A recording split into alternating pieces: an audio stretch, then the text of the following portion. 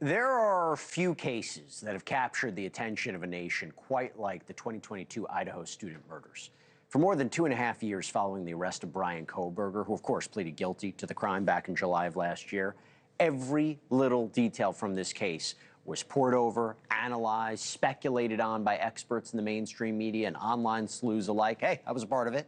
And from a legal point of view, I'll tell you, I hadn't seen what appeared to be more of a slam dunk case, a legal case against the defendant in quite some time. DNA, cell phone records, car, potential eyewitness.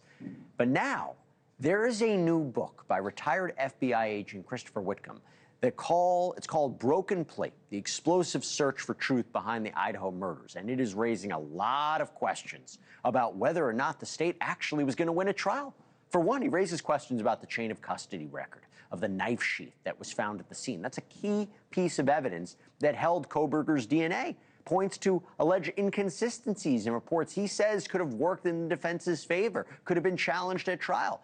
And he also argues in the book that the possibility of more than one killer hasn't been fully resolved, despite Bryan Kohberger admitting guilt and taking full responsibility for everything. But I'm joined now by somebody who knows this case better than anybody. NewsNation senior national correspondent Brian Entin spent months in Idaho chasing leads, following the details. He had an opportunity to talk to this author about these new claims. Welcome, Brian. Thank you so much. So you've been able to read this book. You spoke to the author. Why does he think there was a chain of custody issue with the knife sheath? And to be clear, meaning there was a possibility that the knife evidence could have been thrown out, tossed, excluded from the trial, wouldn't have even been heard by the jury. Well, that's what he says, Jesse. And first of all, it's nice to see you. Sorry, I'm joining you from a dark car. I'm actually outside Nancy Guthrie's house. We're working on a special on that, but I'll tell you more. Tell you more about that later. But this Bryan Kohberger book is really interesting. I don't buy a lot of it, to be honest, in terms of this knife sheath, chain of custody issue. He claims that the handwriting is the same and that it may have been filled in at a later date and that they weren't properly keeping track of who had custody of the knife sheath. The Moscow police chief has totally said none of that is true.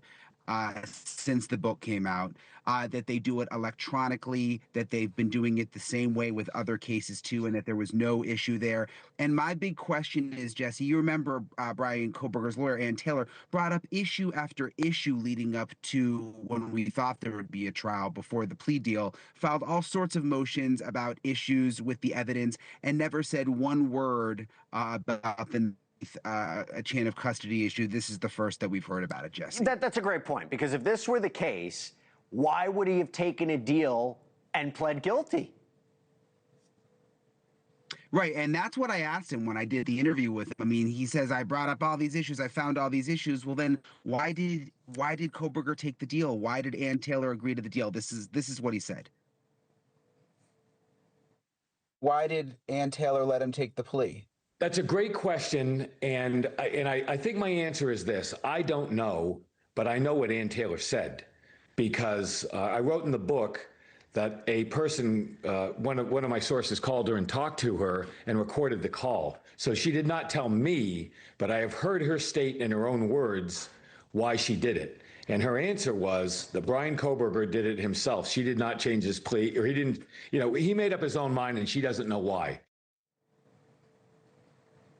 And you're the lawyer, Jesse. Maybe you can tell me if this is as crazy as it sounds to me. But the author, and in the book he writes about this, says there's a recording. Someone connected to the defense recorded Ann Taylor, the defense attorney, when they had this talk, this meeting after the plea deal where she was explaining what happened, and actually recorded her. And he apparently heard it and wrote about it in the book. I am skeptical at best. But look, I'm not there. And by the way, the fact that would have even been relevant at this case is, dubious to say the best. Look, I'm just confused, because I don't know how would he explain, or how would the defense explain away the other evidence? So let's say the DNA sheath was thrown away, right? The knife sheath was thrown away. The cell phone pings, right? Him turning the phone on and off at the key moments of when the killings happened. The security footage of the white Hyundai Elantra circling the block, able to track him driving that car back to the campus, back to the Albertsons. What was the way to explain all that away at a trial? Yeah, and he claims that those other pieces of evidence probably wouldn't have mattered to a jury, which of course not. Yeah. kind of hard.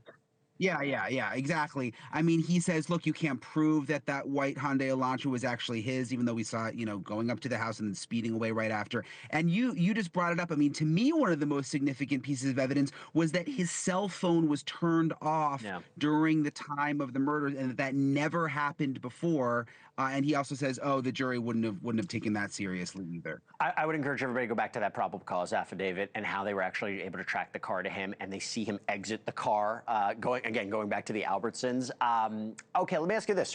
This idea of another person, so he had an accomplice, someone helping. I saw there was something about, I don't know, hair fibers at the crime scene. I mean, talk to us more about why he believes or seems to suggest the evidence would show there was somebody else. Yeah, and it's interesting. I mean, what's interesting about all this is this may have been the defense if there was a trial. And he claims that Kohberger could not have done this alone, that there had to be someone else involved, that it happened too fast. My question about that, though, is, I mean, we know Kohberger had no friends. Like, who would an accomplice be? Who would have done this with him? I mean, he literally, we've gone through his phone. Experts went through his phone. He didn't text with anyone but his family. He didn't talk to anyone but his family. No, on this guy, yet he suddenly has some mystery accomplice who he was close enough to that they committed these murders together. It just doesn't make sense to me, Jesse. Oh, and let's not forget, he was planning to point the finger at innocent people just days before, a week before he ultimately pled guilty. Right. Let's never forget that part. Thank you for watching. Subscribe below and download our NewsNation app right now on your phone, and you will get fact-based, unbiased news for all Americans.